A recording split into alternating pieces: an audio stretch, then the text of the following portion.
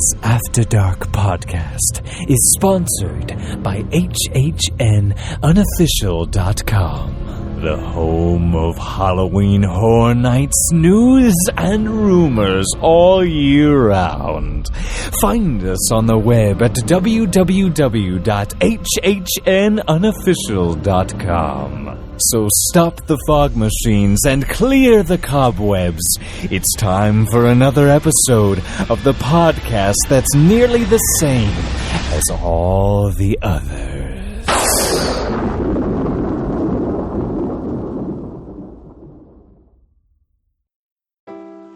Wendy Presser at Magical Journeys Travel is proud to be a sponsor of the After Dark Podcast Network. Whether you've been to Disney 1 or 100 times, there's still lots of planning involved.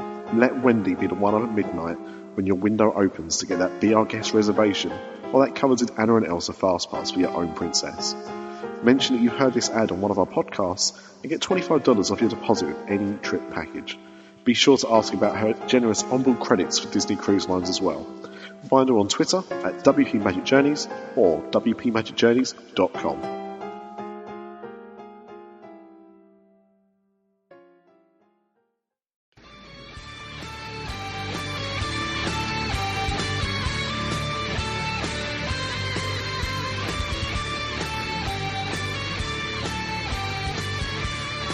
Welcome to Universal After Dark, a Universal podcast that's not the same as all the others.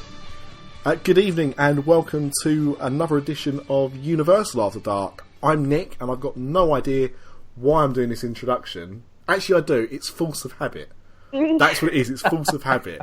And this is why I hate it, because really this should be Amanda's job. I was literally about to be like, hi, welcome to Universal After Dark. We really should have thought about that before. Look, to be fair, we decided 5 seconds ago we were doing this, not this After Dark. What we didn't discuss was how we was going to do it. So I've fluffed an introduction now, and as you can hear, Amanda is clearly here, and so is Mr. Ripley. And Should we do take two? Oh, absolutely not, because that means I have to record something else. No, sod that. All that's going to happen now is we've fluffed the introduction. Everyone knows who's on the show. I'm now going to shut up.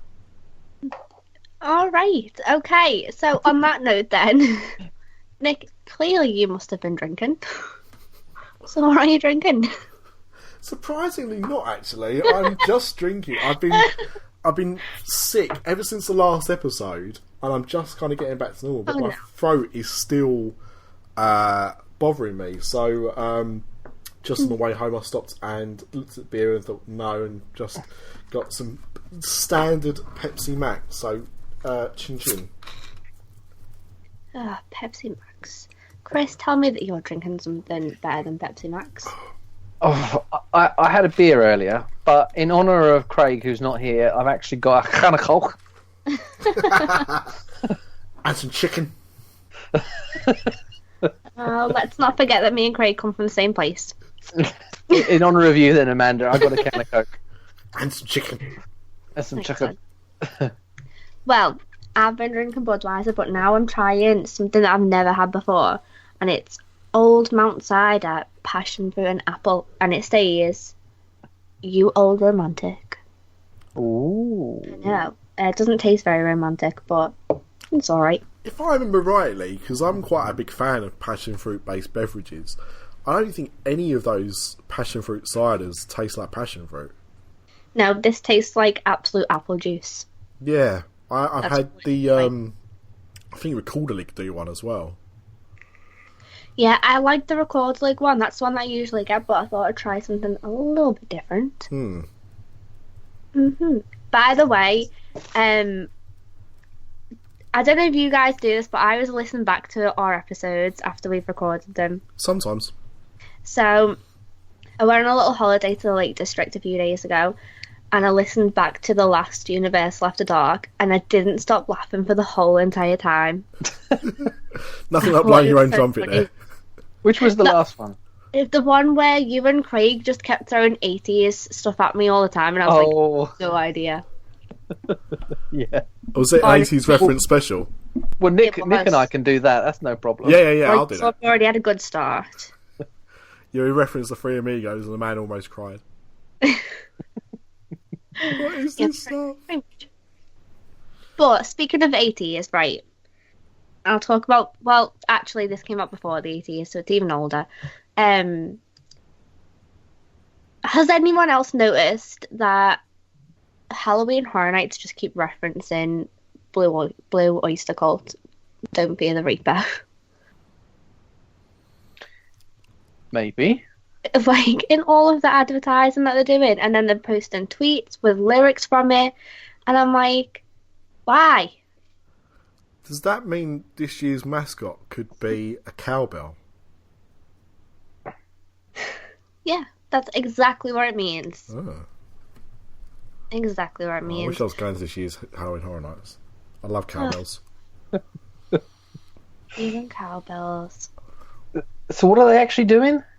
They're just tweeting. They're tweeting lyrics to "Don't Fear the Reaper" by Blue Oyster Cult, and then on the website, which looks fancy AF now, by the way, because they have a new website.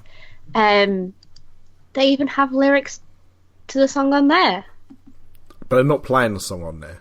They're not playing the song on there, but I feel like they're one step away from playing the song on there. So on the website, it says "All our times have come." Okay, yeah. And that's a lyric that's a line from the song. Yes, yeah. Maybe the icon is the Reaper. I prefer my answer. Has the Reaper been done before? I don't recall he's been done before as the icon, has he, Chris? Well, no, but in, I think it's Japan, last year or the year before, they had an icon that was called Lady Death. And she looks fabulous. Mm. Like, anyone that ever hears me talk about Halloween Horror Nights will know that I'm always a gigantic fan of female icons. And this one, I think, is ridiculously awesome. Because didn't they nick Jack the Clown? They did. They had him last year. So then we've nicked their Lady Death. I hope so, because I've been looking at pictures of her for the last few days, and I absolutely love her. I think she's fantastic. Surely the benefit of having characters like the Caretaker and Jack is that they're their own properties, so they can kind of use them as and how they want. Yeah, but they could do so many cool things with this character, though, because years ago, they used to do the Festival of the Dead parade, and it was like Day of the Dead parade type of thing, and they'd throw beads out like Mardi Gras. They could do something like that again.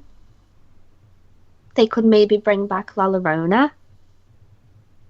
They could do so much with this character. I think if this is what it is, this could be amazing. I think it's a big possibility. I mean, people are basically saying it's either her or the Caretaker. I would love the Caretaker again. When was the Caretaker last seen? Well, technically, the 20th anniversary.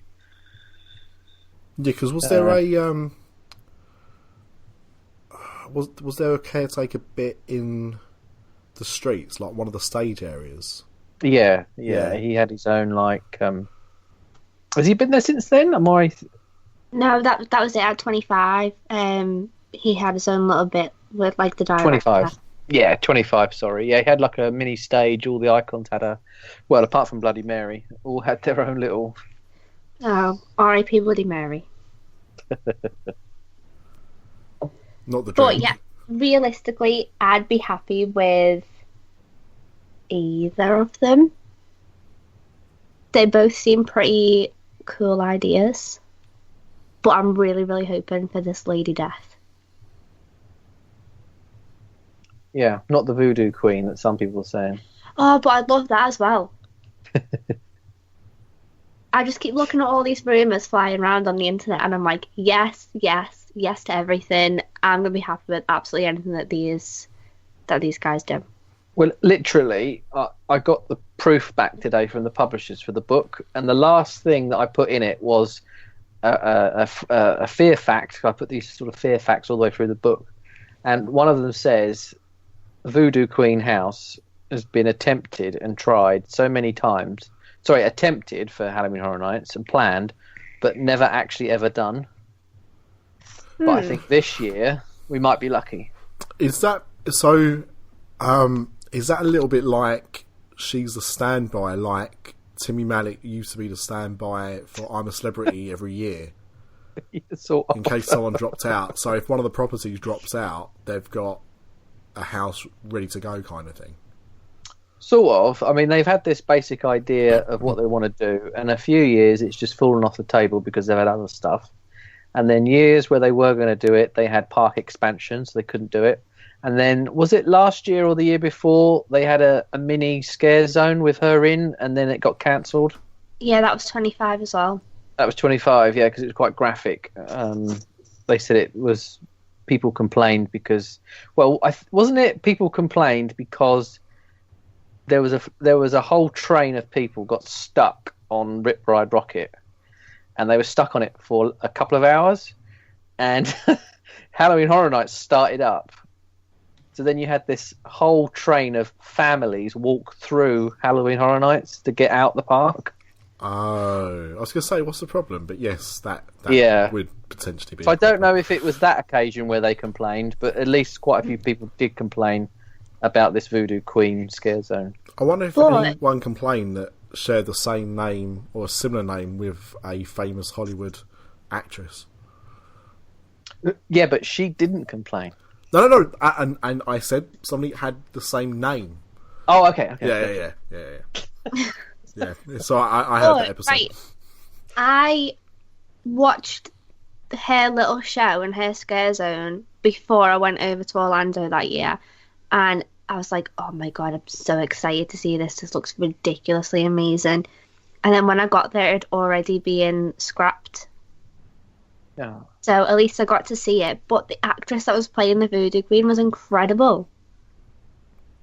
She was brilliant. Does that happen often, Chris? Because I have read your book, and I do say to anyone that hasn't or is contemplating, go and buy it. One of the versions. I've only got one that's a few years old now, well, not the revised edition, but I don't remember reading too much in there about things that have been cancelled midway through a season. There have been instances, I know, but yeah, well, a lot of that I don't like to talk too much about because Universal gets a bit fussy if I put stuff like that in there. Okay. So, but I mean, there's been plenty of houses cancelled before the event has started. I mean, this year, if rumours are true, there's a house that's been built and then cancelled, just like they did in 25, when Scream was cancelled and had to be retrofitted with Purge at the 9th hour. So this year there is rumours that a house has been cancelled and then replaced with another one. But in terms of mid-run, I mean, there was... Do you remember, Amanda, there was that year when The Walking Dead was in all the streets everywhere? Yeah. There was a tent and there was this mini show of these people killing and... walkers killing and eating the guts of a person. Uh-huh. That was cancelled. People thought it was too graphic. But then it was actually in the Walking Dead house last year.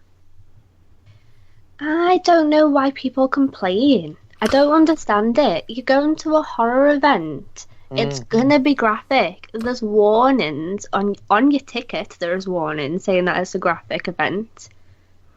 I don't understand it. You know what?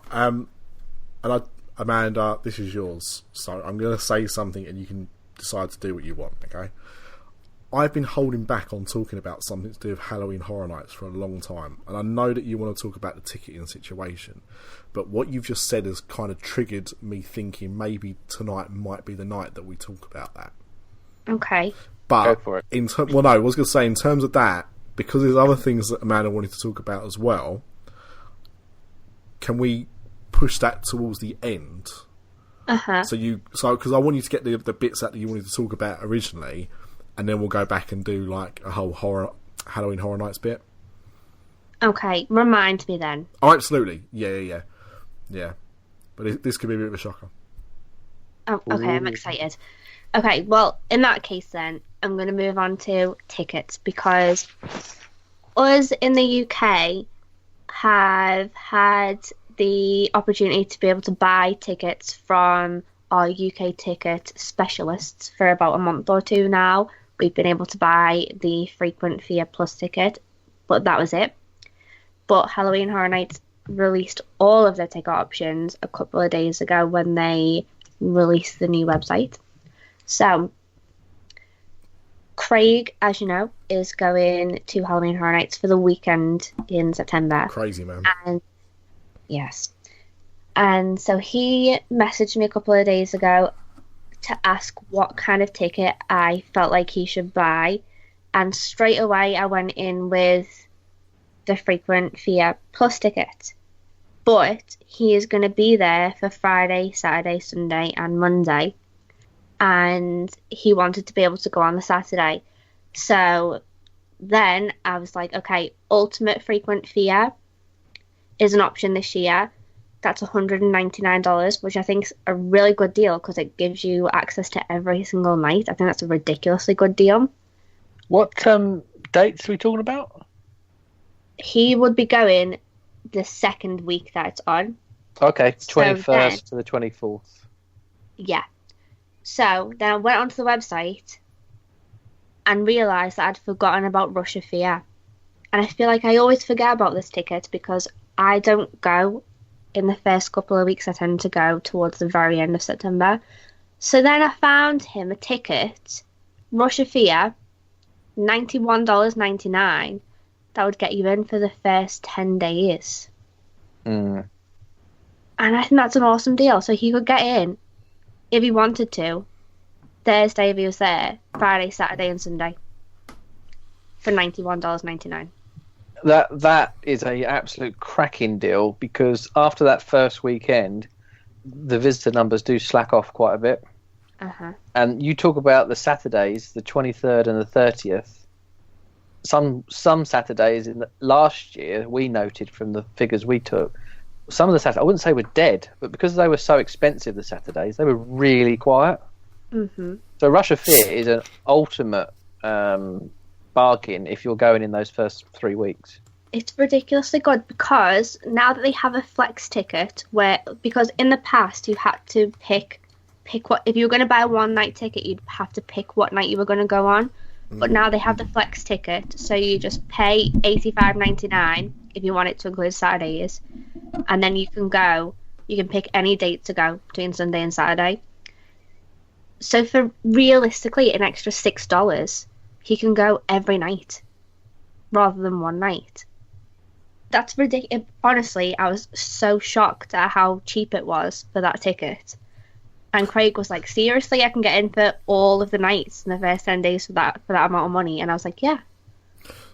Would that, knowing that now, I mean, obviously you're going this year already, you booked up to go, but knowing that now, would that possibly change your trips in the future, knowing that would be available? I mean, I've always known that it's available, but I just kind of choose to go a couple of weeks later because the way that I see it is I see what people put on YouTube the first few days of the event, and I feel like those first few days is them kind of getting into the swing of it and realising certain things need to be changed and certain things could be better. So by the time I go in the first couple of weeks of October, everything's running really smoothly. But, I mean, on the flip side of that, and I agree, it's probably like a live dress rehearsal. At the same time, if you did go earlier, there's a chance that you may see things that you may not going later because, for whatever reason, they've been pulled. That is true. And the houses are usually in pristine condition. Mm-hmm. Yes, they haven't been broken down by the guests yet. Well, exactly. People nicked props and stuff's been damaged. Oh, yeah. God. Everything's glued down, but people do try and nick stuff. Oh, yeah. I mean, damage I can completely get because of how people run through houses sometimes, but nicking props is low. And, I mean, the only downside, I mean, this is a very, very, very, very slim downside, is sometimes because the footfall sort of gets a lot lower towards Halloween, ironically. Sometimes they do add new experiences or new scare zones, but that hasn't happened every single year. Well, realistically, next year I'm already planning to try and go for maybe a month. Wow. Yeah. Because I'm going this year for pretty much 3 weeks anyway, so I'm like, well, what's an extra week?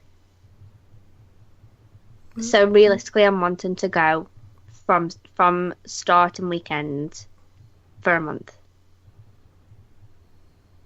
But I just need to figure that out. I couldn't get Rush of Fear then anyway. I'd have to get the Ultimate. But if I remember correctly, Chris, last year, the Ultimate ticket was an awful lot more expensive. Yeah, literally nobody bought it last year. Wasn't it about $500? I got a feeling it was quite expensive. Let me see if I can bring it up. I'm positive that it was, but this year it's $199.99, and that gets you into every single night of the event. You can pay $599 and get Express Pass for every single night, which I still think is a bargain, because realistically Express Passes are between $70 and like $120 a night anyway. So how much was the Express one? For the Ultimate ticket for every night with Express is $599.99. Yeah. I mean, so if you did actually go every single night and you were going to buy Express for maybe like 3 or 4 nights, you've already made your money back. And I mean, this is the unknown person here saying this. So I suppose I'm not the angel on the shoulder or whatever. I'm the opposite. But if you was able to go that many times, surely the only reason to have an Express Pass is if you was going for 1 or 2 nights and you were worried about not going to all the houses. But if you was able to go as often as you wanted to, surely the only thing you'd have to do is queue. I guess it depends, because I had this issue last year where I buy Express Passes for a couple of nights. I think I ended up going about 8 or 9 nights last year, and there's certain times when I would buy Express Pass and then people that I was going to be hanging out with wouldn't have Express Passes, or vice versa. And then it's like, well, now I've paid $100 and odd for an Express Pass and I'm going to have to just wait in a queue anyway. Or my friends would have Express Passes and I'd be like, well, I don't want to make them wait in a line when they've paid. Yes. So at least if you had the Express Pass for every night, you could kind of come and go as you pleased and also not have to wait for a really long time. So the thing is, like, I would have thought that if you're going with people as well, so there's a group of you, the experience of queuing up, the anticipation of queuing up to go into a house is actually quite fun. It is, right, but this is what I don't remember who I was talking to a few days ago, and I was talking about the R.I.P. tour, and I was saying I loved the R.I.P. tour, but I missed waiting in line for just a little bit, because that's where you have a laugh with your friends and you have fun in the queue.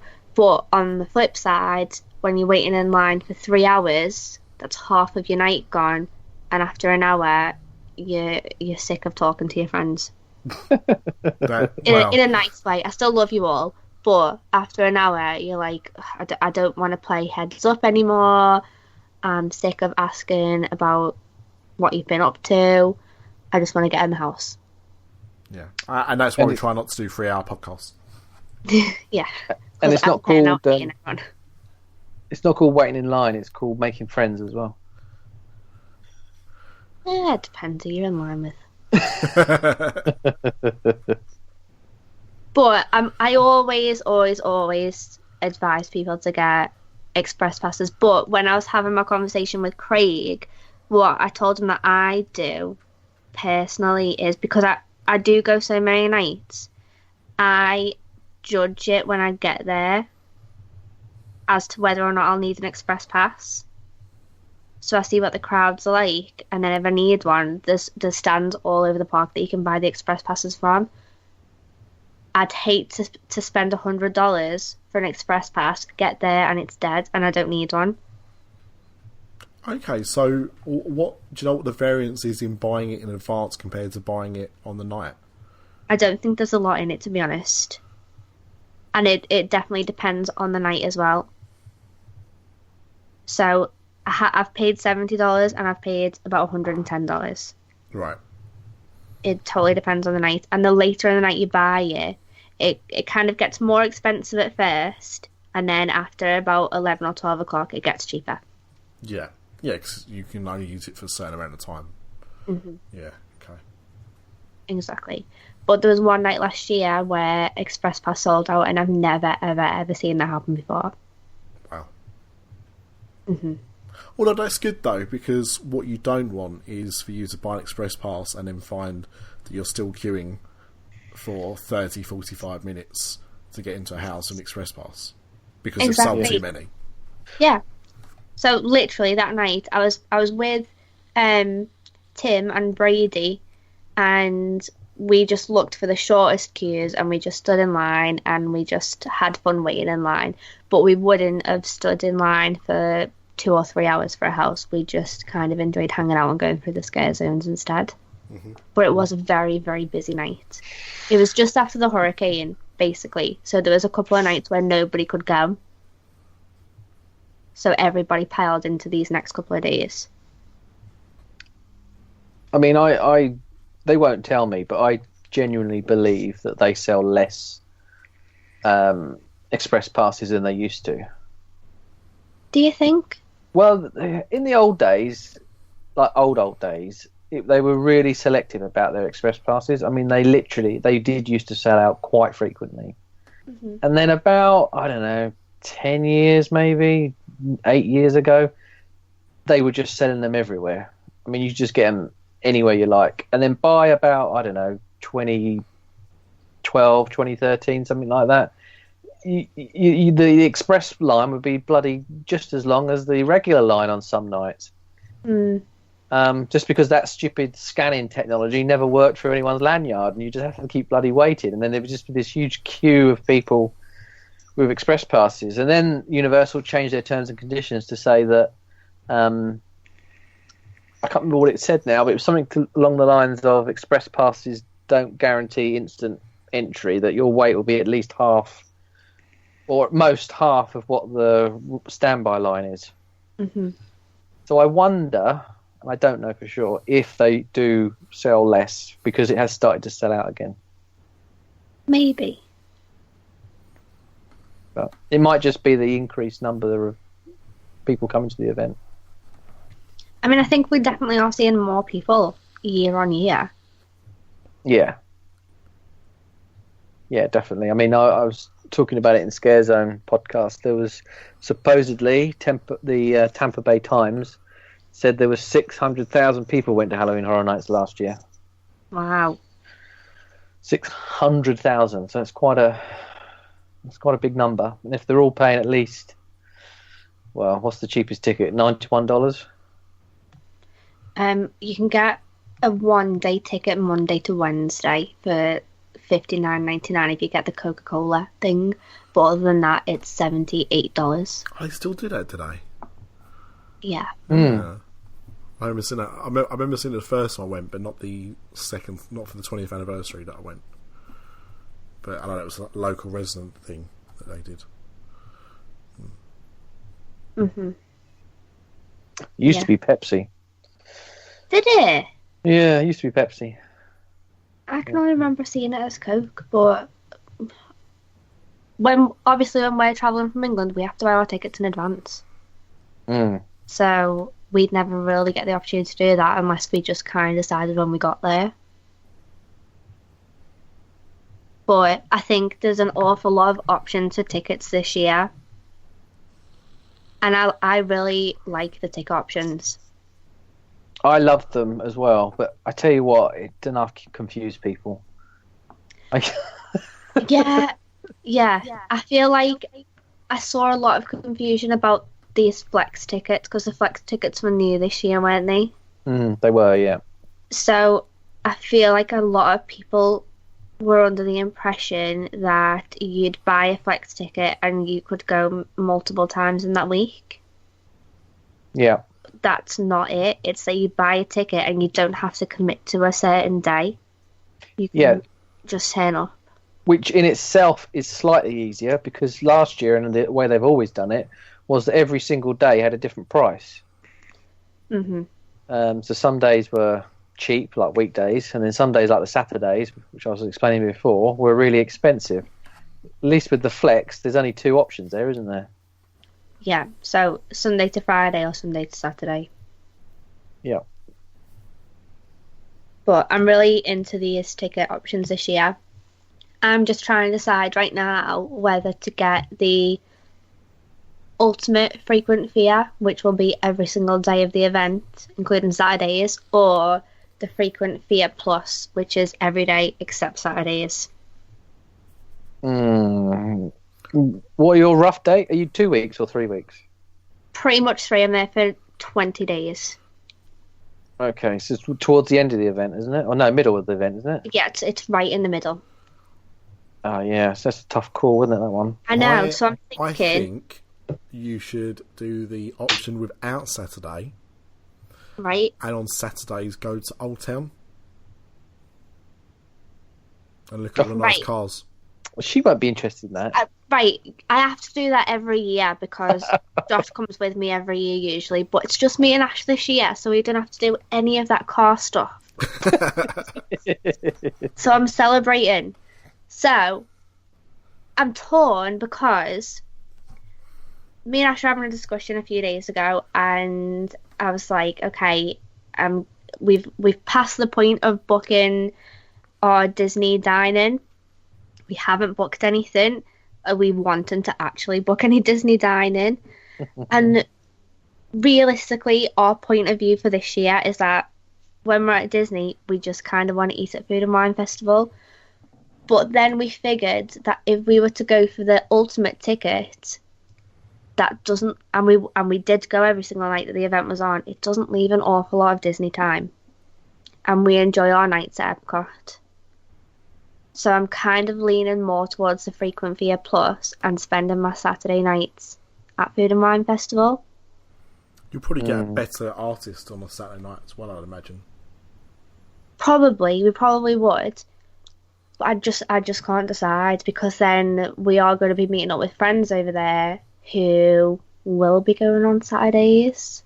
So I don't know. We just can't decide right now. So I haven't bought any tickets yet.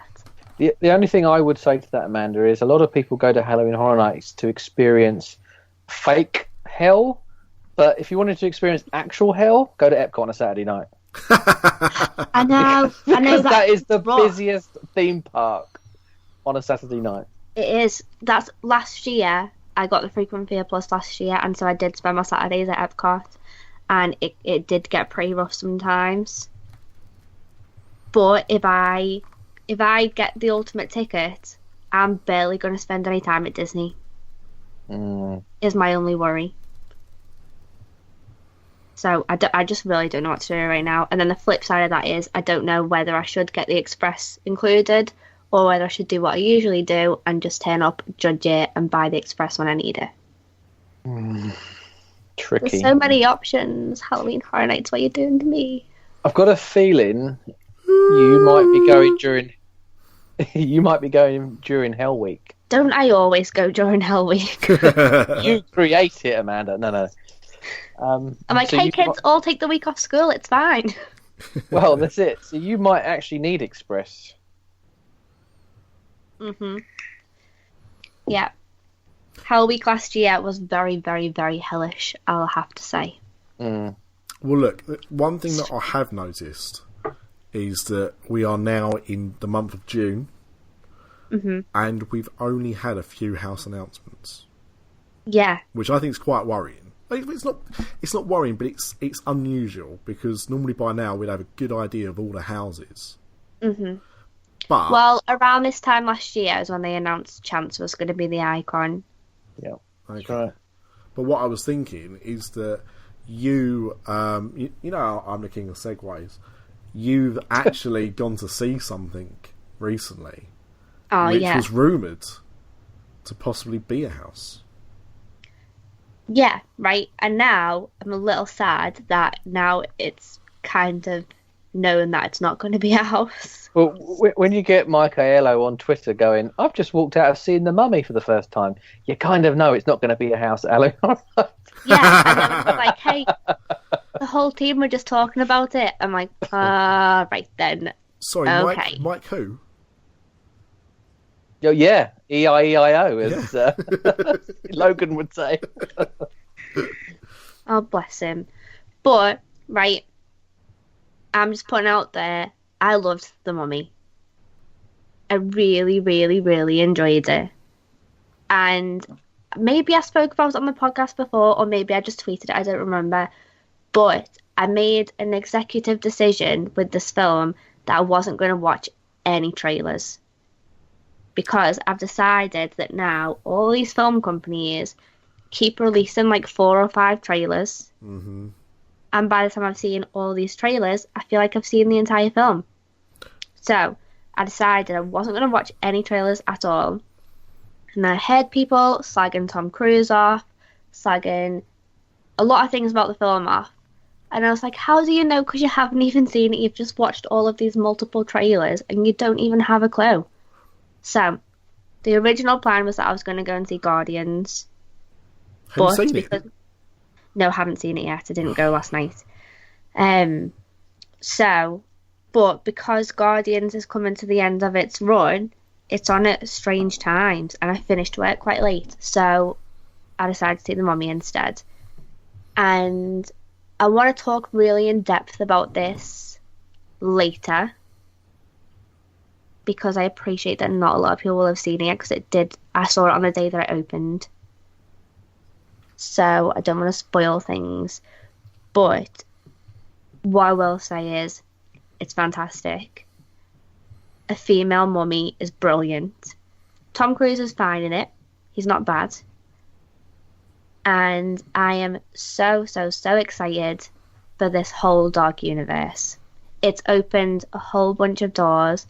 The story is going to be ridiculous. I'm so excited. I'll tell you what it hasn't opened. What? Massive box office numbers. I don't know why, though, because it's really good. Yeah, but right, so I've got a thing about this. So, first of all, on a comment you made there, am I not right? And I'll openly throw my hands up in the air, because I can count on you, and say that I've never seen the original Mummy, but the original Mummy was a woman, wasn't it? I'm talking the 1930s Mummy. Well, no, but it didn't really have a mummy in the original Mummy. Did it not? Well, not really, no. Oh, wow. Sort of, but not. I just assumed the 90s one was, we don't like women in the 90s, so therefore we'll have Arnold Fusu, or however you pronounce his name. Hang on a minute, what are you talking about? Brendan Fraser Mummy or the original Mummy? The original Mummy. Oh, okay, yeah, I stand by what I said. I was actually watching the Hammer horror version of The Mummy yesterday, and that's actually very, very good, and you can get that on Amazon. Other retailers are available. But not for that, because it's only on Amazon. Which is fine. In that case, then no one can sue us. I mean, I've got to be honest, I was going to go and see The Mummy tonight, which isn't a sequel, by the way. I meant tonight I was going to see The Mummy. But at my local cinema, the timing was off. I had the opposite problem to you, Amanda, with Guardians. So I went to see Wonder Woman instead, which I'll talk a little bit about in a minute. But I don't know what it is this year. So I saw quite a lot of trailers of The Mummy, and I was quite excited for it, and I still want to go and see it. And the reviews have been interesting. If you've seen any reviews, some people, no one said it's amazing, but you've got reviews that say it's pretty good, and other reviews that say it's a bit of a turkey. But what I think has been really interesting this year is the amount of flops that we've seen. So, only on Dis After Dark the other week, we were talking about how Pirates of the Caribbean hadn't opened particularly well. And now this week we've got The Mummy that's done the same thing. But it's only been out a few days, so I wouldn't say it's a flop. when a film opens and we're talking America. So when a film opens to 30, I think it opened at 32 million. Yeah, but it's all about the foreign at the moment. It's not about domestic anymore. I was going to come to that, and you're spot on there. But there still is a lot of focus on America, and when that opens up lower than the second week of Wonder Woman, and it's the start of a franchise. That's the thing. That's where it's telling. Now, this year we've seen already King Arthur flopping. That was supposed to be the start of a franchise. And the same with Power Rangers. That also flopped, and that was supposed to be the start of a franchise. Alright, okay. But Wonder Woman's been out for 2 weeks, and alright, it's done a lot more domestic, but The Mummy has done half of what Wonder Woman has done internationally in just a week. But where's Wonder Woman opened? Because The Mummy's open in pretty much every market. Is Wonder Woman not then? I don't know. I mean, I know it's opened in quite a few international markets, but I don't know if it's opened in China, for example, where The Mummy had a really big weekend over there. And so, I'm just saying, like, we may not be comparing apples with apples. We could be. It could have opened in all the same kind of markets. But, I mean, I'm with you. I mean, I think, international take is now having a massive effect on film releases. But what I'm struggling to understand is why, in America, this seems to be a problem this year. Why we're getting a lot of big films opening up to strong box office. I think it might be saturation, if I'm honest. I mean, how many are there this year? I agree, because this week I never ever go to the cinema. Like, I never ever go. But this week I wanted to see The Mummy, I wanted to see Guardians of the Galaxy, Pirates of the Caribbean. There's another one that I wanted to say, I don't remember what it was. I feel it's an awful lot of films out all at once. But I mean, the thing is, and you're right, but Wonder Woman came out 2 weeks ago. Wonder Woman was the other one. Mummy came out last weekend. Pirates came out the weekend before that, and Guardians came out in April. So if you look at it like that, that is spread out a little bit. And you're right, Chris, but to be honest, summer season for films, you always get a big release, especially when it gets to around May time. You get big releases probably every other week. Yeah. There's not much of a gap. So the thing is, it's not like this year there's a big raft of big budget films. It's just, for whatever reason, people they're being more picky. Maybe, but at the same time, I paid £35 for 2 tickets to see The Mummy. Now, see, and that's the other problem as well, because having got my unlimited cards, I'm not less fussy about what I go and see, but I'll give things a chance that I probably wouldn't have done. If I was paying £12 to go, I think my average ticket price on my local is about £12. If I was paying £12 a head to go and watch Wonder Woman, I may not have done, to be honest. Not because I didn't want to, but it's because, that's quite a lot.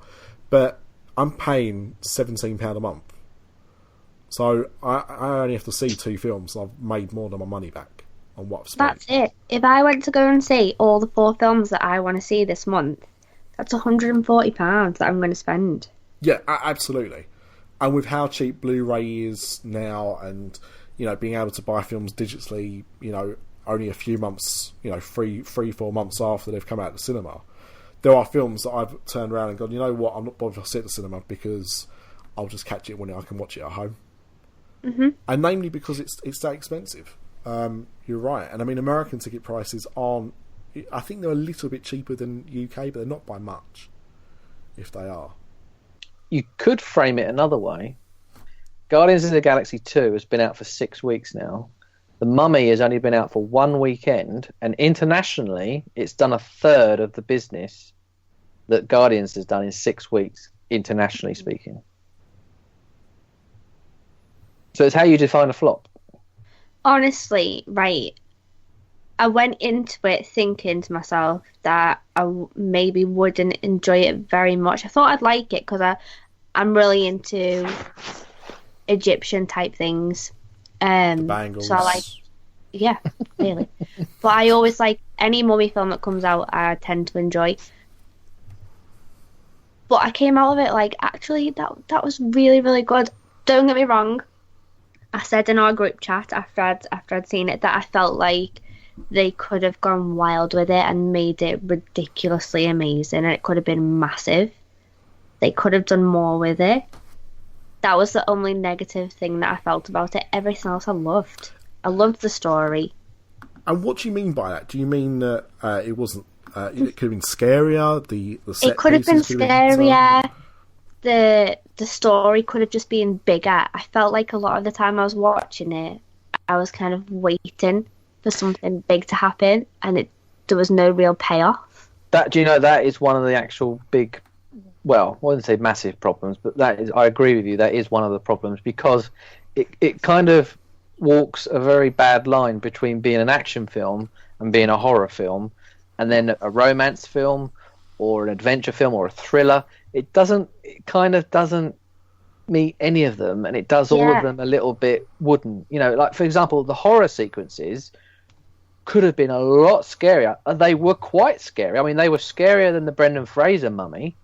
Mm-hmm. Like when they're at that like river kind of pond bit. I mean, that could have been really scary.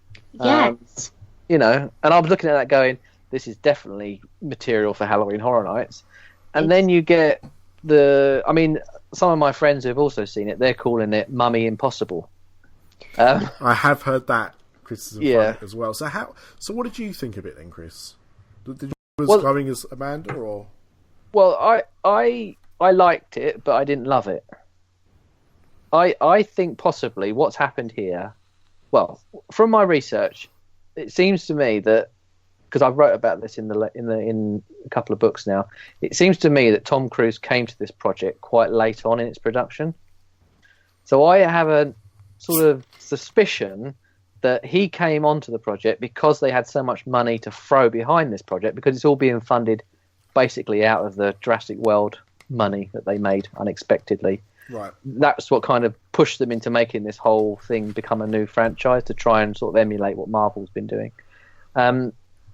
So I reckon that they had this massive budget set aside. They started production, got it quite far, and then they went, do you know what? We've got so much money. Why don't we get Tom Cruise on the project? He's a big star. We need a big star to launch this franchise. And I think Tom Cruise came along and went, yeah, I'll do your film, but I want to do this. I want to do that. I want to jump out of this. I want to crash that. I want to blow this up. And a lot of it is, you like those stories you hear about, like, you'll know, Nick, like, Wild Wild West with Will Smith, about how there was story elements that were put into that just because they got cut out of other films. Oh, you mean the spider?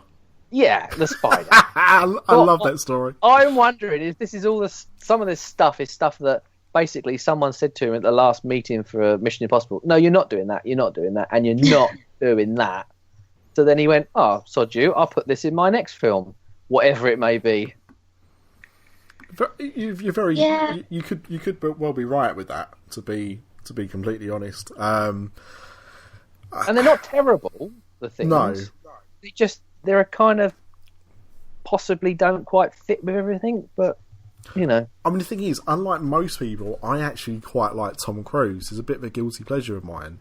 I mean, I still think Edge of Tomorrow, Live, Die, Repeat, whatever you want to call it, was fantastic, and I'm really glad they're getting a sequel out of it. Again, funny enough, that's a film that flopped in America, but did extremely well across the globe, which is why that's getting a sequel.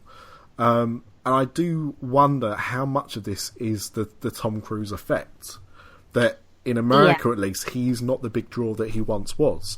For I don't know what reason either. I mean, the Mission Impossible films still seem to do quite well, but he does seem to be a global megastar, but he doesn't seem to be much of a domestic star anymore.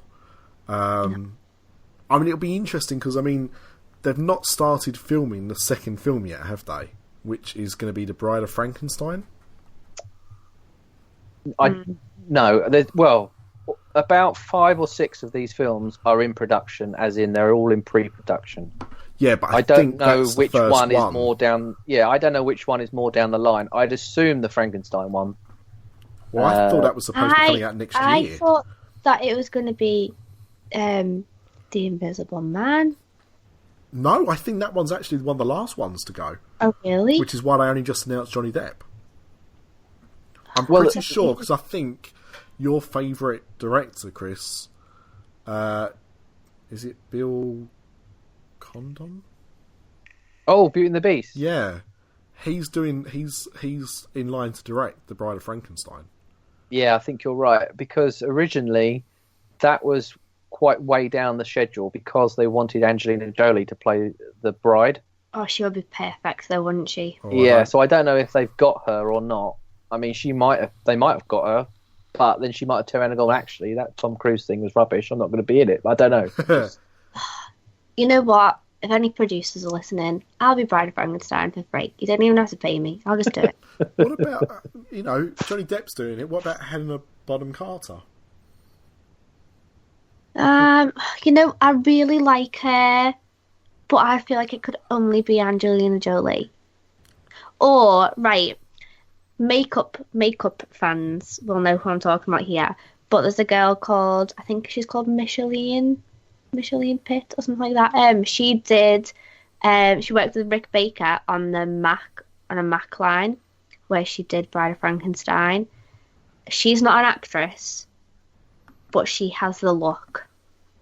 She has the look of being someone ugly. She's got the look. And obviously, Bride of Frankenstein doesn't talk or anything, so She hisses. it would work. Doesn't talk in what we've seen, but who knows for this next one.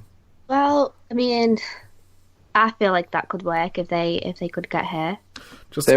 Sorry, Chris, come. I was going to say, they're in talks with Scarlett Johansson to be in the Creature from the Black Lagoon as the lead role. Yes. Yeah. She hasn't. I'm so excited about all these films. Honestly, I left that cinema buzzing, and I was trying to explain to Josh what was going to happen.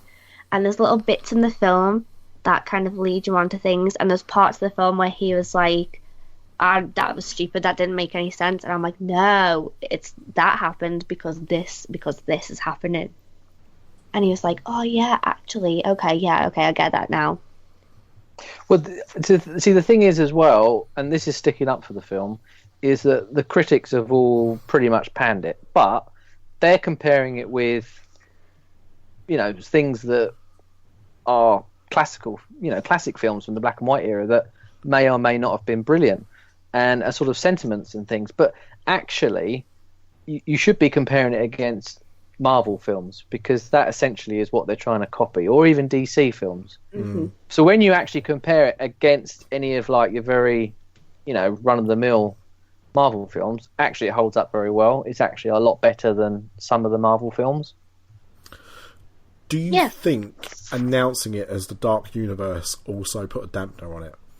And what I mean is, again, it's not the concept. I like the concept of the Dark Universe, but the fact that you've gone steamrolling in with this is the first of this whole new Dark Universe franchise before the film even come out. Honestly, still the only one thing that I can say negatively about it is that I just feel like they should have gone a little bit bigger, knowing that this was going to be the first in a series. They could have gone crazy big with it.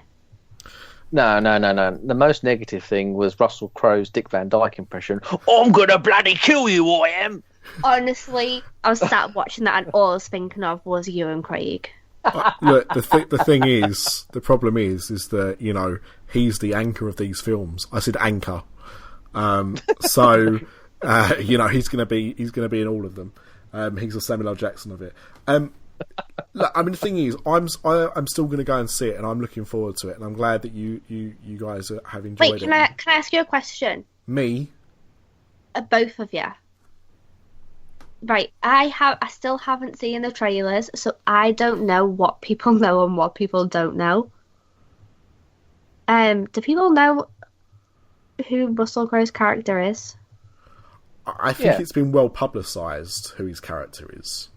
I went into it knowing nothing, not one thing. They announced it. They announced it just before the film opened. When they announced Johnny Depp was going to be the Invisible Man in this world, they also announced Russell Crowe was Dr. Jekyll and Mr. Hyde. Okay, yeah. right. Yeah, I yeah. ignored everything. I've only had one conversation with one person about this entire series, and that was with Jason Surrell. You also know in the trailers that there's a plane crash and Tom Cruise comes back from the dead. Really? That's in the trailer, yeah. I'm so Yeah, it freaking is, glad yeah. that I didn't watch the trailers then. Honestly, right. I'm advising people, stop watching trailers. Don't watch them. And you know, going back to my thing about having the unlimited pass, the problem I've got, and I had this tonight when I saw Wonder Woman, is I got to cinema too early. Well, I get this, right? I watched Wonder Woman 12A. It comes up saying the following trailers are age appropriate for the film you are about to watch. 12A. I saw the the Lego Ninjago movie and Despicable Me 3. What? Yeah. I saw the Star Wars trailer. I've not even seen it on a big screen yet, and I saw pirates and all sorts. What? I saw that and I was like, I'm actually excited about this. Oh yeah, it looks good. Do you know what?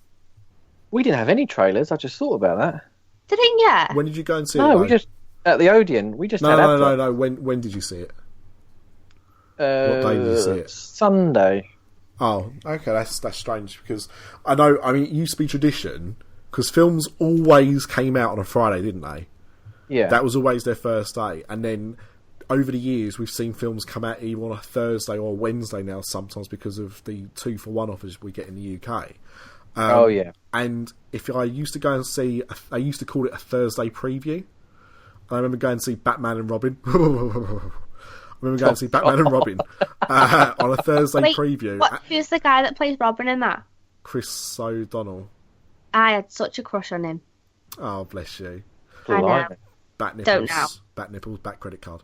And if you went to see a preview of a film, although it was the whole film, you never got trailers. You got adverts, but you got no trailers. But it's very unusual now to go to a film without any trailers. That's interesting. But yeah, if I go and see a film, my film will start today. Wonder Woman starts at 10 to 6. I would have got, if it was up, well, it was up to me, but I got there a little bit early. I would normally get there about 10 past 6, so I'd miss most of the trailers, but I wouldn't miss the start of the film, just because I'm sick of sitting through trailers.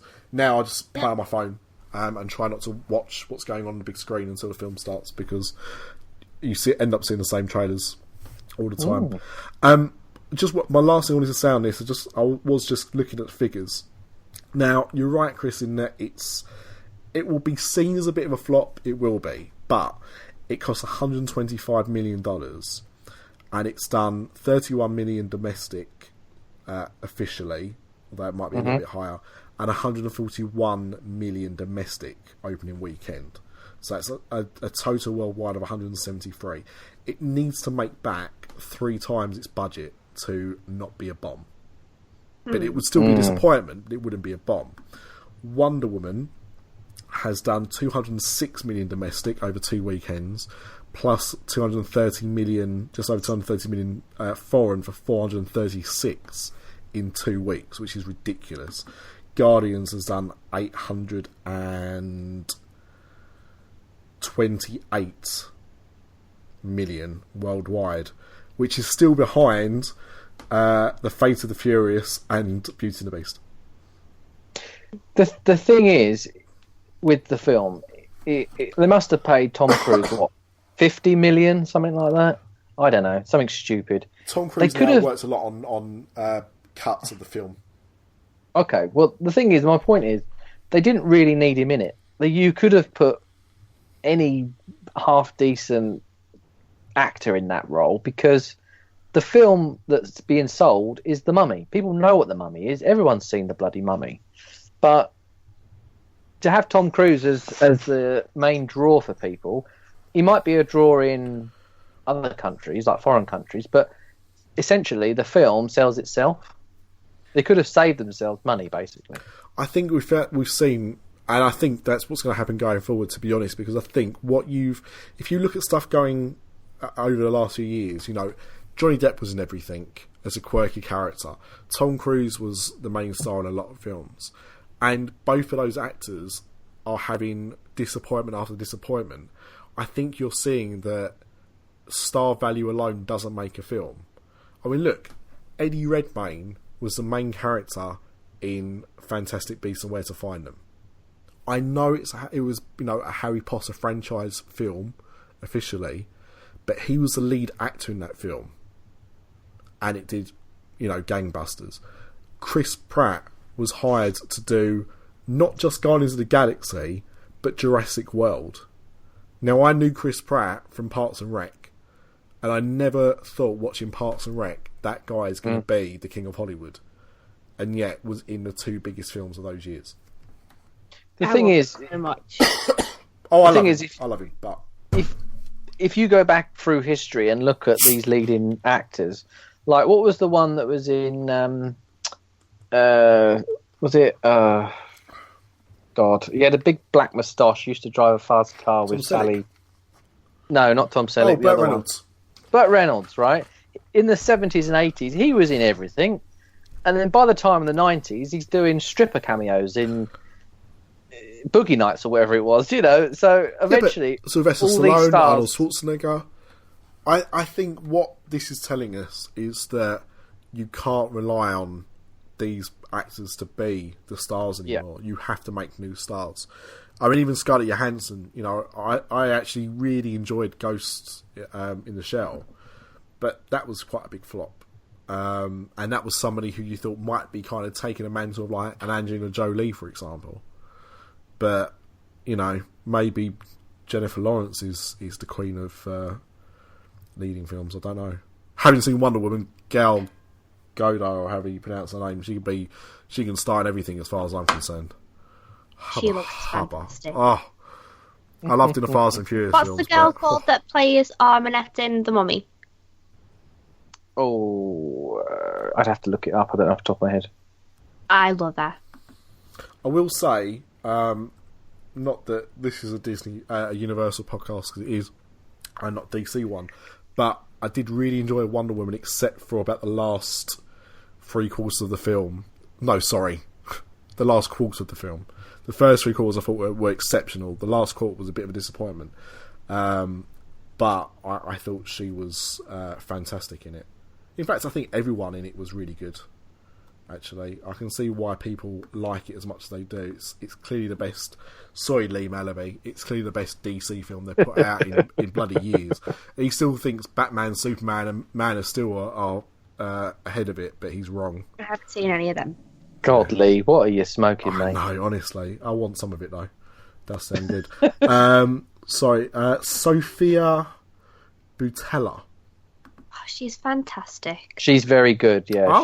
She was in Street Dance 2. Yeah, she was great in Street Dance 2. And she was in Star Trek Beyond. No, I haven't seen it either. She was also, I was like, I kind of recognise her face. She was in The Kingsman. Oh, right, yeah. Oh, okay. She was the one with the blade legs in Kingsman. Well, I left that film thinking, I can't wait to get home and do this makeup. Sign of a good film. Sign of a good film. So now that's what I want. I'm going to do a review of it after a few weeks when some more people have seen it, because I do want to talk about spoilers in it, and I want to do 3 different makeups from the film. Cool. I'm excited. But anyway, Chris, you just posted a tweet asking for questions, and my phone won't stop beeping. Yeah, we've had loads and loads of questions in. Do you want me to run through them? Please. Yeah, run through them. Okay, Gary tweets, that Florida guy, how can heterogeneous production goods be included in a mathematical trackable intertemporal equilibrium construction? I think he's just typing long words. I don't think this is an actual question. You got a thesaurus, Gary. Yeah, he says, how does it all fit into HHN? So basically he's referencing The Mummy. So in theory, I don't think it does fit into HHN yet, but I think it's a missed opportunity myself. I mean, what do you think, Amanda? Agreed. Honestly, I love anything to do with ancient things. So when I was in school, I wanted to be an archaeologist. And I wanted to go and visit the pyramids and do things like that. Then I changed my mind and wanted to be a marine biologist. But I'm so into ancient history. So last year, Tomb of the Ancients was one of my favourite houses ever. And they could have really utilised things that they used in that house for a mummy house. And so I do think that they've missed the trick. Yeah. I don't know why there's not been any synergy, because the company that's the production firm that's actively working with Universal, Legendary, actually has a contract that mentions Halloween Horror Nights. Do you think it could be because the final cut, they left it quite late to get a final cut of the film, and that's not given them enough time to think of a house? Well, it backs up my Tom Cruise theory. Maybe he delayed things. Maybe. You know, if you've got to go film... Maybe he's got something in his contract that would stop it. Could be. I mean, you could do... In fact, you know, a lot of people moan about, like, The Walking Dead because it doesn't have any of the characters in. You could actually do a mummy house with very few of the characters. Yeah. You'd would need go some along mums, the same but you line. wouldn't necessarily need him. Yeah. Ash tweets, what are all the IPs you think will feature this year? Well, I tweeted out the map yesterday, so that kind of has all the IPs on it. Do we think that's real? Yeah. But it's not a real map from Universal. Yeah. But pretty much all those IPs are the ones that we have heard. So just for people that haven't seen it, what IPs? Obviously, we've got the Shining. Yeah, or so we got Shining. Use your shitting. We don't want to get sued. American Horror Story, because those two have been confirmed. Then you've got the Catacombs Gothic crossover. Yes. A Scarecrow maze, which Amanda and I have known about for a long time. Yeah, no to that one. Saw, an Ash versus Evil Dead. Interesting.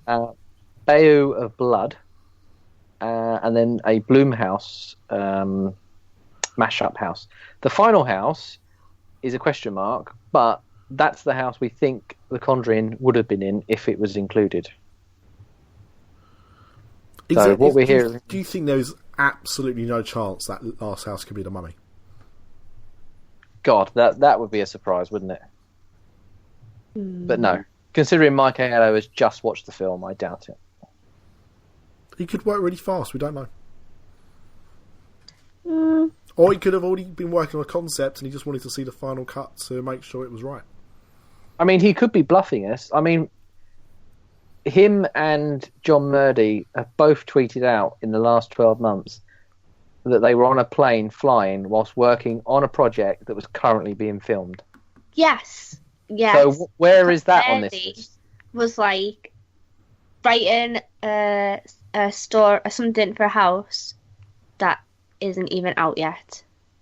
Yeah. And I was like, oh. So then I went on to all these websites and I was like, okay, so we've got Jeepers Creepers, we've got Leatherface film, we've got a new Friday the 13th film. I was looking at all these films that come out this year. Nowhere to be seen. Yeah. So then that could only lead me to Insidious, but then apparently no. Well, for me, the only Blumhouse production that I've seen this year has been Get Out. I don't know how they do that as a house, though. I don't know, but I would love it. I would absolutely love it if it was. But then, if we're talking Blumhouse, what about things like Sinister? Sinister is scary AF. Well, all of those things technically should be in that house. Yeah, like Paranormal Activity, the Purge. Well, I'll tell you what I do know about that house, which is the Men in Black temporary house. When that was being fitted up, the contractors, a guy contacted me who worked for them and said that they're putting an awful lot of power into that house.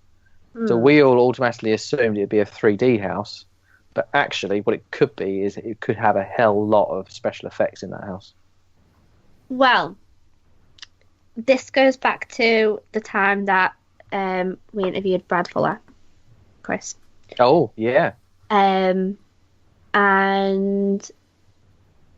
so he's done work with them. And we've got things like Ouija. Origin of Evil. And obviously The Verge. Like, there's so many. Like, if this was going to be a Blumhouse mashup house, this could be a crazy good house. Didn't he say on the interview that he really wanted to see the Ouija used? Yeah, he did. So maybe he was... What he said was he would like it if we walked into, like, a seance. Maybe he was giving us a hint. Maybe. But I've watched both of those films recently. And I was like, yeah.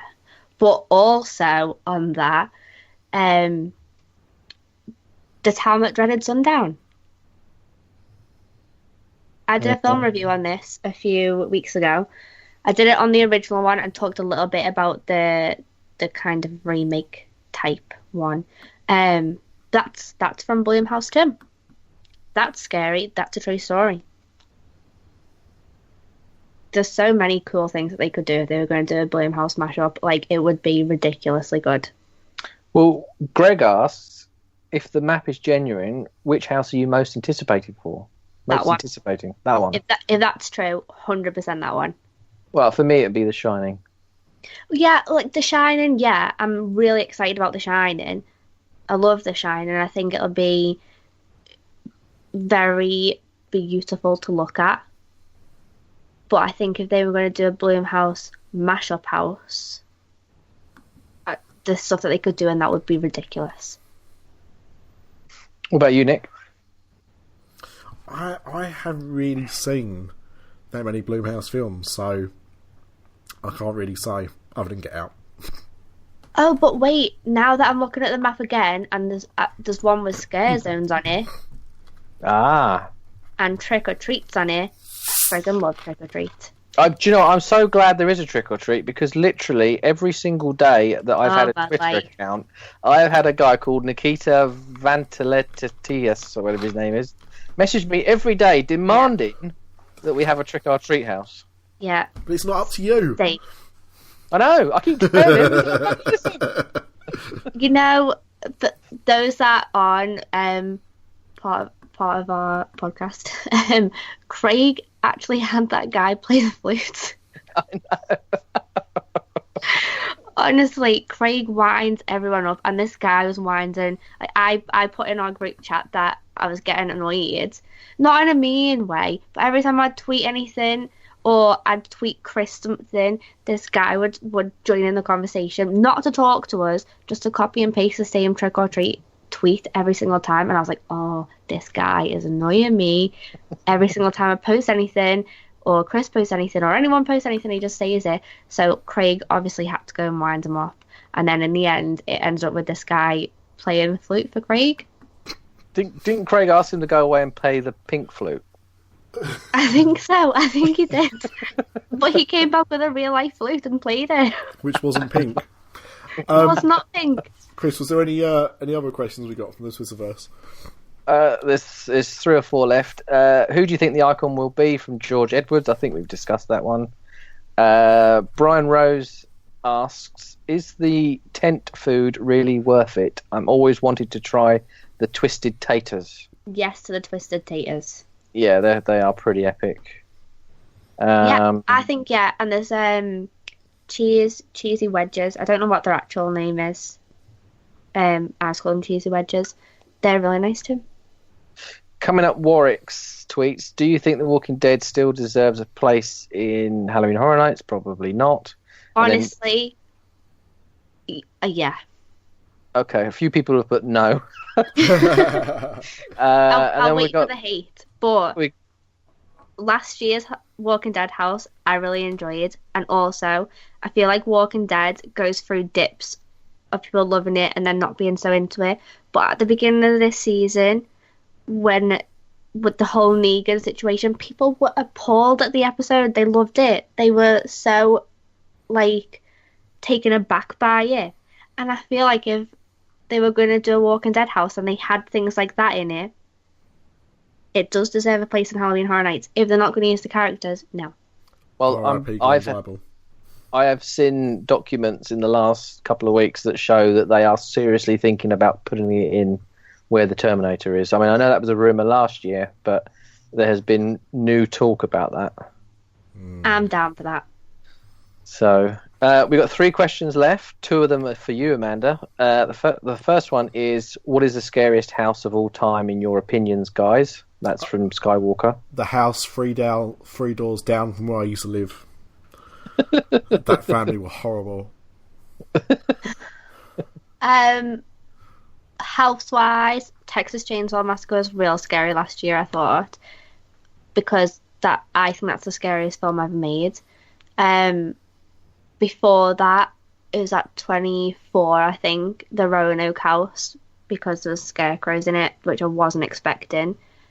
ScareZone-wise, there was, I think it was called Field of Screams, where I had an actual panic attack and cried, and someone had to come and get me out of the scare zone, because it was all scarecrows.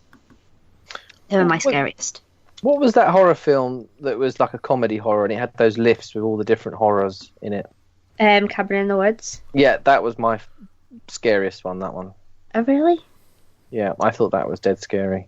I love Cabin in the Woods. I'm not a massive horror film fan, but I remember seeing that at the cinema just after it came out, because all I was told was, there's a bit of a twist in it. Like, you better go and see it before the twist is revealed. So I did, and loved it.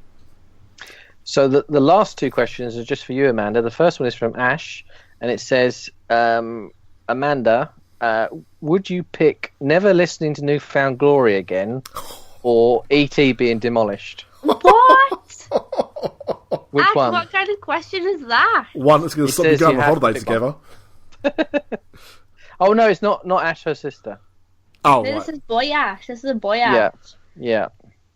Ash, why do you hate me? I don't know. I could never pick between that. Like, how can you pick between Chad from Newfound Glory and E.T.? It's a ridiculous kind of question. I don't know. And the final question comes from Brian Sager and asks, Amanda, will you marry me? Do you live in Orlando? If you have US citizenship, without even seeing your face, she'll consider it. Oh, she's seen his face, all right.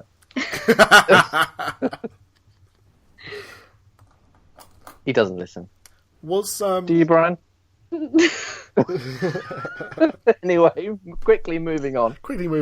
Right, so I said about Halloween Horror Nights at the end of the show, but there is something I think is massive that it'd be crazy if we do not talk about on Universal After Dark.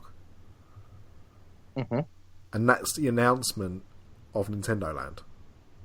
Mm-hmm. Oh.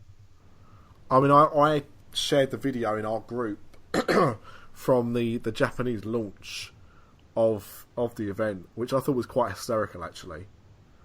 With I don't know how they didn't do it very well, but they did it at the same time of somebody dressed as Mario hitting blocks as it kind of scrolled behind them and interacting with it to reveal like Nintendo Land.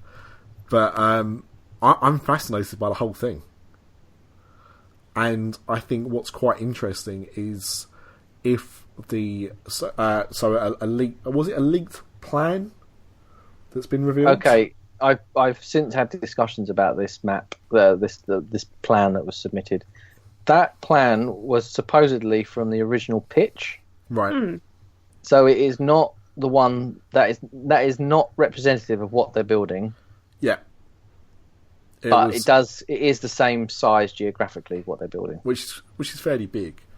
Yeah. To me, what I think is most interesting of that whole thing is the fact that Universal's going to get a castle. Yes. And I mean, okay, yes, Hogwarts is a castle, but what I mean is they're going to get their version of a Disney castle. Of a princess castle. Yeah. And I think that's really cute. I don't know why, but I just think that was quite sweet. But that's one of the things they're not sure is actually happening. It's not so much it being the princess castle; it might be Bowser's castle. Oh, well, either castle's fine because it will still look more like a Disney castle than Hogwarts does, won't it? Yeah, it will still be more fun, and I'm sure it will be their kind of sticking 2 fingers up at Disney by doing that. So But I mean, the attractions list sounds great. Yeah, I was looking at this map, and there's an awful lot of attractions on it. An awful lot. That makes me pretty excited. However, I'm looking at it right now, and all that I'm thinking is, I know that Chris, you said that this isn't like the final of it, but you know in the Simpsons area where they've got that whole row of games? Yeah. I'm really hoping that they don't do something like that in there. But I feel like that they will. Sorry, what was that, Amanda? You know, in the Simpsons area, they have the whole row of... Carney games. Yeah. Yeah. I hate that. I hate walking through that bit. It feels a bit cheap, doesn't it? Yeah, and the same in Island of Adventure when you're walking through Toon Lagoon and you have to walk through all of them in there. I hate it. The thing is, it probably raises a bit of money for nothing, but I find it very local fairground rather than theme park. Yeah, I don't like it. So I'm hoping they don't have something like that in there. Or if they do, it's just like a tiny, tiny little area. But do we think we're going to get a Mario ride and Mario Kart? Yeah, that's pretty much locked in. What I've heard is that the plans they're building to will be more geared around everything Mario rather than everything Nintendo. Right. So think Mario, Yoshi, the princess, the Toads, blah, blah, blah.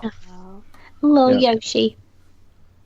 Yeah, because there's on about a kiddies ride, like a Yoshi-themed spinner or something. I can't remember now. Well, from the plans, there's a Kirby's Funland area that would be like, I suppose, the replacement of Barney. Well, was it replacing Barney? I think it was over the Barney area. Barney's going. Animal Actors is going. Yeah. Yeah. So it would make sense for them to, to put another kiddie bit in there. But I know we're a few years away, but I just thought it was big news, and it'd be crazy for us to not mention it. But I'm sure we'll know as more. E.T. is still on the map. Literally, if it wasn't for Steven Spielberg, it would have been demolished ages ago. And I say that as I love E.T. as well. When I was on holiday, I spoke to a couple of different people, and they told me, "Don't you worry, man, it's not going anywhere." Was that Steven Spielberg and his estate? Yeah, I rang him. Yeah. That doesn't surprise me. That does not surprise me. Okay. You didn't remind me about Halloween Horror Nights. What did you want to talk about? I did! Just for that segment. Maybe you weren't listening. Okay. So here's the thing. Now, okay, I get this doesn't really... this is a bit self-indulgent. Obviously, it doesn't really apply to me at this current time, but I still thought it was worth mentioning it. So, I've only been to Halloween Horror Nights once, and that was the 20th anniversary, and I went with my wife, who couldn't stand the houses. We went in we went in one house, and we went in the entrance of another house, and that's all we did that night. After that, it was scare zones, and we didn't really spend too much time in the scare zones. We saw the live shows. That year it was Brian Brushwood. Mm-hmm. He's a close personal friend of mine and Amanda's. Yeah, we know him. He follows me on Twitter. Blimey. I just The can't. fellow was on Twitter. I just can't remember his name. It's Brian Brushwood, isn't it? Yeah. Yeah. So we saw he had 2 shows. I think one was called Fire and one was called Ice or something. There were 2 polar opposites. I can't remember what it was that year. But anyway, so we saw one of his shows. We saw Bill and Ted, which I thought was excellent. Pardon the pun. And I know some years are better than others, but if you've never seen it before, it was still a good show. But as I said, we didn't really spend too much time doing it. Because of that, my experience of Halloween Horror Nights wasn't particularly great. Then I read your book, Chris, and got really interested in the kind of concepts of it, and through reading that and hearing you and Amanda talk about Halloween Horror Nights with such love and respect, that it kind of makes me understand why people like it. But because my experience was not very good, me going to another Halloween Horror Nights event is kind of on the wire. Like, I wouldn't be able to go with my wife, I'd have to go with someone else, which wouldn't be a problem, or go by myself. But because of that experience, it's like, I don't know if I would enjoy myself doing it. So for somebody who's sat on the fence about going to Halloween Horror Nights and spending one or various nights going to it, what would be your advice to somebody doing that, to try and convince them why it's so much fun and being scared is as enjoyable as it is, rather than making you cry in the street, which is what happened with my wife? Okay, right. I think that me and Chris would both have completely different answers to this. That's good. Because I'm super, super into horror films. That's what I've just always been into, horror films. So I like Halloween Horror Nights because I like seeing these films realised. Yeah. I like being a part of it. But then on the other side of that, I really like the creative element of it. So my favourite thing about going into a Halloween Horror Nights house is seeing the set design, or how they've done a costume, or how they've made all of these random people look exactly like the characters from the film, and they'll have 10 of them and they'll all look the same. That's what I'm the most interested in. Chris will have a totally different answer to me. And then someone maybe like Gary, that Florida guy, his girlfriend Becca is really, really not into horror at all. She doesn't like going in the houses. So when they go more to hang out with friends. Gary likes going in the houses, and he'll go in the houses, but they tend to spend most of their time in scare zones or hang out with friends. So I think everyone will have a different answer. But to me, I feel like you like films in general, Nick. So I feel like you'd kind of have the same feeling as me, is that you'd be part of a film, like you'd be in the film, kind of. Yeah. Okay. Do you want to know the house, by the way? Do you want to know the house that I actually did go in? Yeah. So the house that we actually went all the way through in was, and I said it was 20th anniversary, Chris, so you might be able to remember this, was the Paranormal Activity style house. Oh, well, actually, I'll tell you what, you didn't pick a bad house to go through then. With the chair that came to life. That's not a bad house, and you had a scare actor under the floor in the hallway. Yes. Yeah. Yeah, I like that. Like, I thought the theming to it was really good, because it was kind of like if I remember right, it was in like a forest or something, or was in a kind of separate area. So it made it look like it was a house all by itself. But yeah, and the house that we had to abandon was, I think it was Hades. That won House of the Year. Really? It did, yeah. We got to the front of the house and we walked through the entrance, and there was all this fog, and you literally couldn't see in front of you. And my wife was like, I can't do this. And that was it, we left. Wait, you were like that, or your wife was like that? My wife was like that. Okay, so... My wife! So if you were to go without your wife, and you were to go with some friends, or you were to go by yourself, I feel like you'd have a totally different experience anyway, because you wouldn't be scared in that way. You'd be scared in the fun way. And it's quite interesting you say that, because before we get to Chris's answer to the same question, what we spent the rest of the night doing, as I said, was, because you can't, it's very hard to avoid anything. Mm-hmm. You can avoid going to houses, obviously, but you're going to come across a scare zone or something. So we walked through the Mardi Gras bit. I thought that was quite good, with the people doing like the Mardi Gras celebrations of zombies. Our favourite bit actually was standing at the edge of the exit to where the Chainsaw Gang were that year, which was in like an alleyway. Yeah, Sting Alley, yeah. And watching people, come running out of there screaming whilst being chased by chainsaws, which sound very realistic, by the way. Yes. Do you know, prior to them building that bloody Starbucks, they used to use that Sting Alley and the building next door to put houses in. And with that theming of that sort of back alley, New York street, it was so perfect for houses. Right, I can imagine. I was so pissed when they built that bloody Starbucks. So, I mean, the thing is, from my point of view, and I think because I'm not used to, because we don't really have that many hollow, can't even speak, I'm not even drunk, that many horror type of attractions in the UK, is that it is quite intense. And I can't say that it didn't scare me at all. I didn't get that kind of sense of fear. But what I was doing by like the second hour being in there was actually finding some of it quite funny. Not because it wasn't scary, but because of how it made you feel. You got that element of fear and dread, and then the kind of laughter is, oh, it's not real. Almost. It's the only way I could kind of describe it. But most people, if it's date night, they'll want to go to the cinema and either watch a horror film or a comedy film. People love to be scared and people love to laugh. And often, with being scared and being jumped out your skin, it's often followed by a laugh. So I think it is really, a two-sided coin. And I agree with what you're saying. Yeah, she wouldn't go near the Jack and Chance meet and greet either.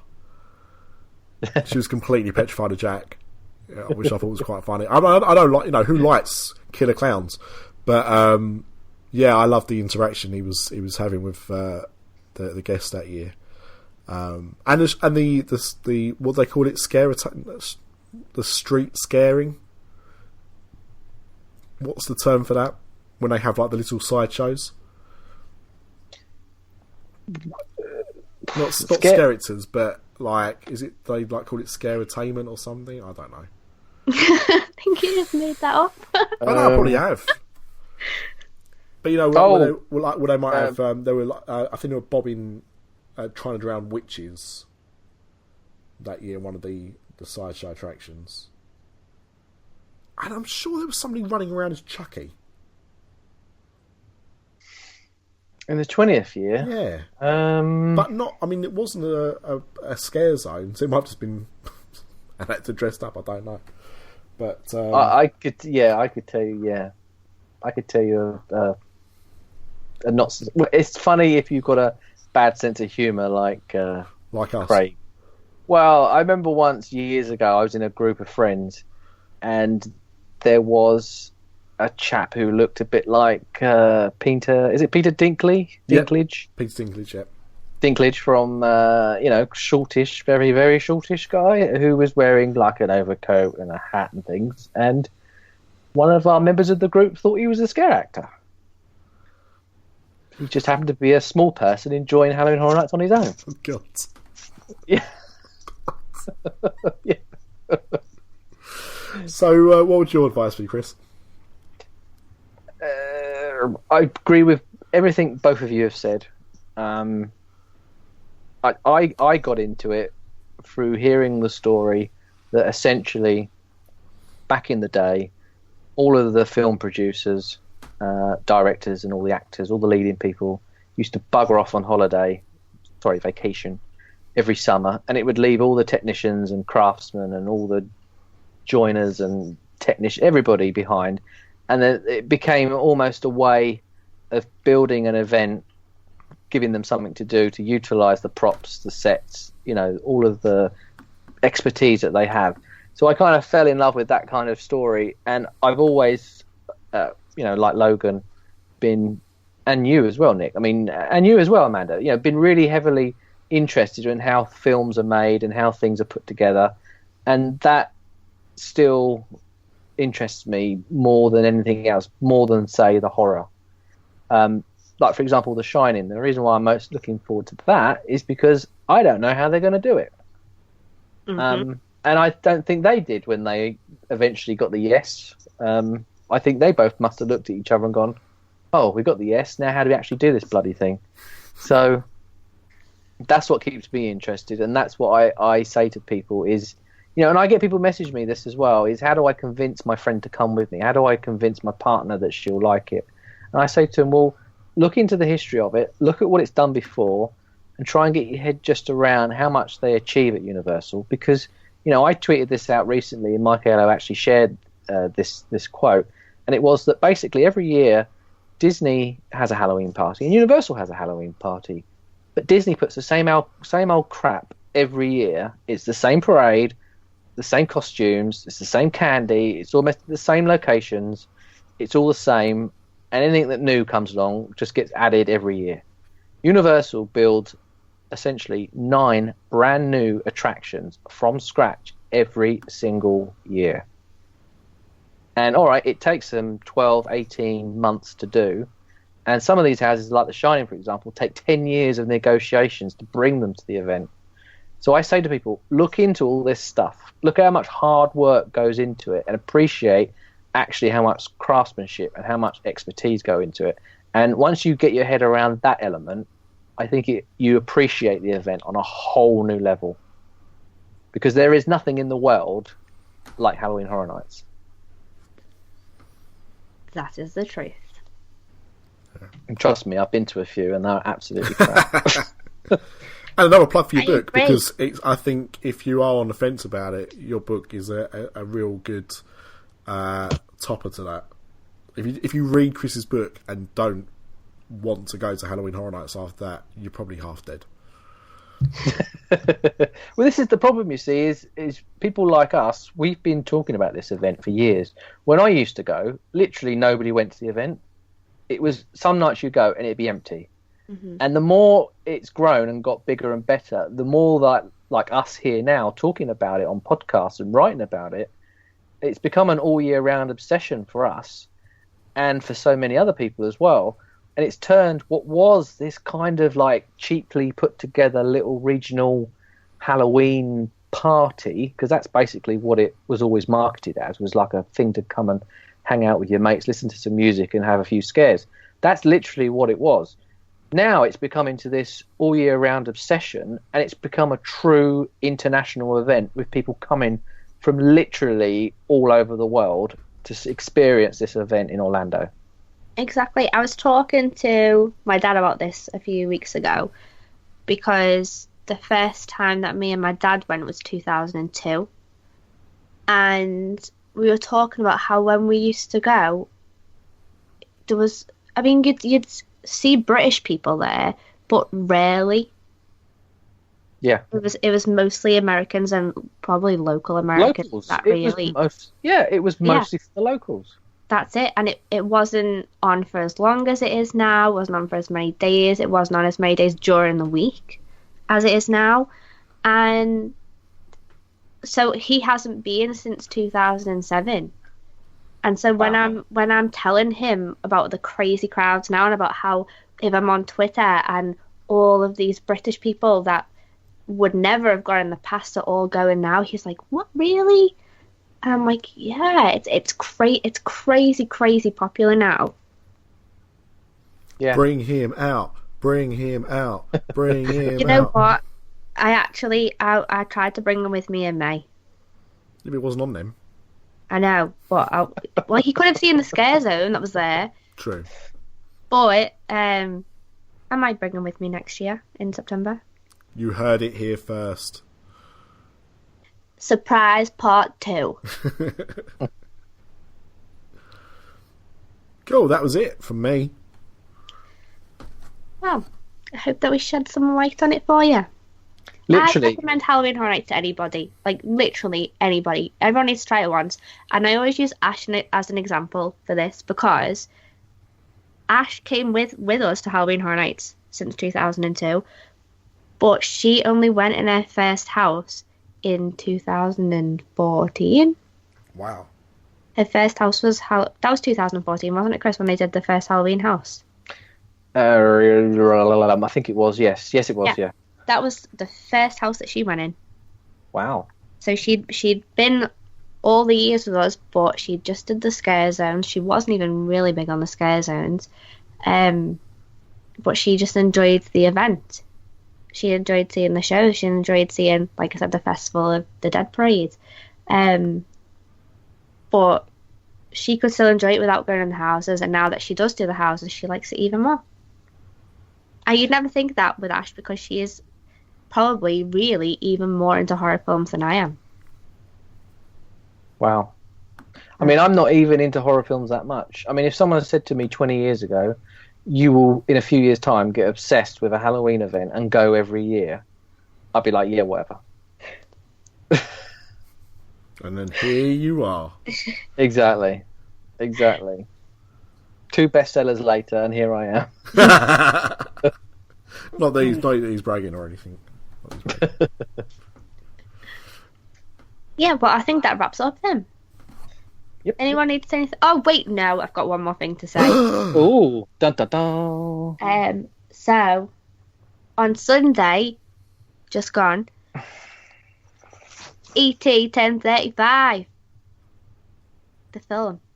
Okay, see you later then, bye. 35. And also, a few days before that, Universal Studios, the park, turned 27.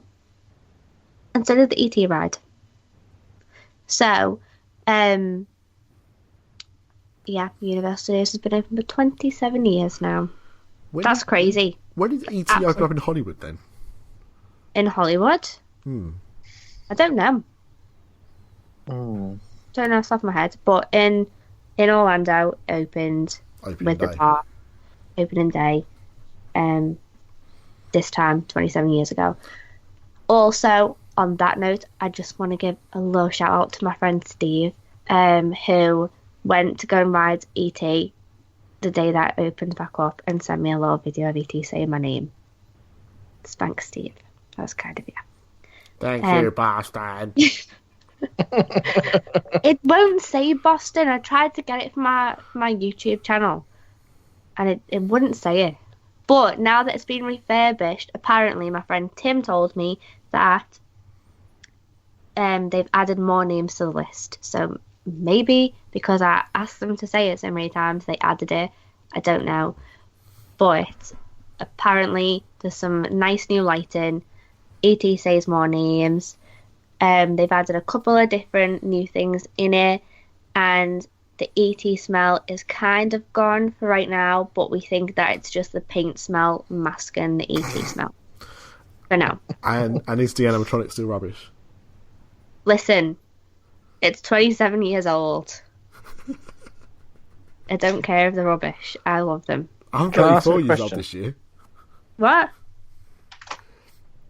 Chris wants to ask a question. Yeah, why have they never done a meet and greet with E.T.? Well, right, you can get your picture with E.T. in the gift shop. Like a mannequin of E.T. You can sit on the bike with him, and then you can do it in E.T.'s cupboard where he's dressed up in the wig. But there's no like live E.T. I'll volunteer myself to get an E.T. costume and meet people. Well, just get that Peter Dinklage bloke along. He can do it. Yeah. I don't know why. Well, I'll tell you what. I think with today's technology, they could have quite easily done a really good animatronic meet and greet E.T. They could have. Honestly, but it's probably not worth it. Universal. Why? It's as you just said, it's a 35-year-old film. And the reason why I asked about Hollywood, like when E.T. opened in Hollywood, to see if it opened earlier than Universal, is the fact that by that time, E.T. was, as you said, 7 years old. From when it first, like the film would come out to the ride opening. Jaws would have been by that point about 75, 18 years old. 17 years old, and yet here we are moaning about Avatar opening up 7 years after the first film came out.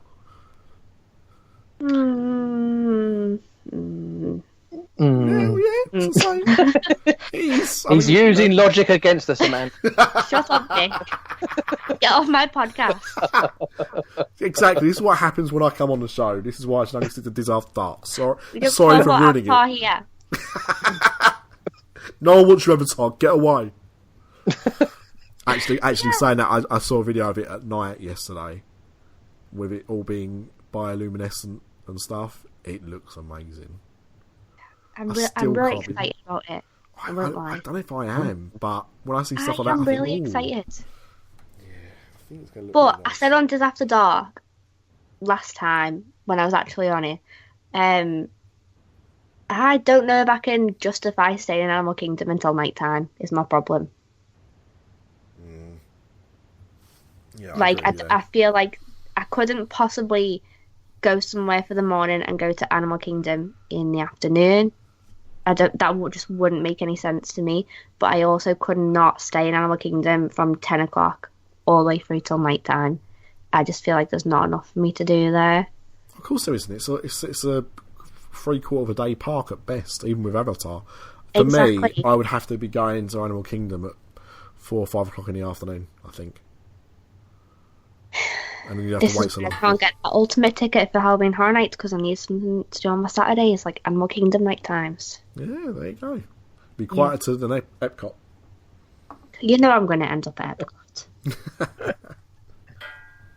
Okay, on that note, we will have a Dis After Dark out very soon.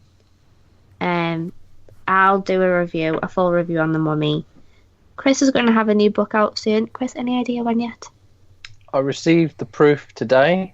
Oh. I've got to proofread it, just make sure all the final touches are done. So hopefully, maybe by this weekend, next week, it should be hitting shelves. Yeah. Wow. That's exciting. I'm actually... I'm not writing a Universal book. I'm writing a Disney book. And I've now got to a stage where I'm getting very close to finishing off writing it, but I'm waiting desperately to find out what's happening with the shares. So I'm completely stuck until they've made the announcement of the shares and what's going to happen next with Disneyland Paris. Oh yeah, that would be quite a crucial thing in your story, wouldn't it? Really. So the thing is, I started off writing a guide, and what I've ended up doing is writing a guide with also a comprehensive history of Disneyland Paris. And that's the final part of that story. Is, because we could find out in a few days' time, the Disney company are going to buy out Disneyland Paris. So that would be quite the ending to the book. If it doesn't, that opens up further revisions. Well, I tell you something, Nick. I went there the year it opened, and I will be fascinated to read all of its history. So I'm definitely buying a copy when it comes out. Oh, superb. I also went that year, and you forget actually until you actually doing some research and looking back at stuff how much things have changed. And the most telling thing was I remembered going to Disney Studios a few months after it first opened, and I forgot how empty that park was. And I don't mean just the people, I mean how empty the park was of attractions. It was quite something. How they had the audacity to open that up as a second gate, I'll never know. But you'll have to read about that in the book. Okay, then, is that everything that we wanted to talk about? I don't know, because you've wrapped up the show 3 times, and each time someone else has said something. No, it's us. It's us, not you. Nick, you're not allowed on anymore. You make me talk too much. Real life, that's it, we're going. Bye. See you on the next episode. Cheerio. Good evening. We hope you've enjoyed this podcast. If you would like to support Dis After Dark and the other After Dark Network podcasts, please visit our website at www.patreon.com/Dis After Dark. That's patreon.com/Dis After Dark. Thank you.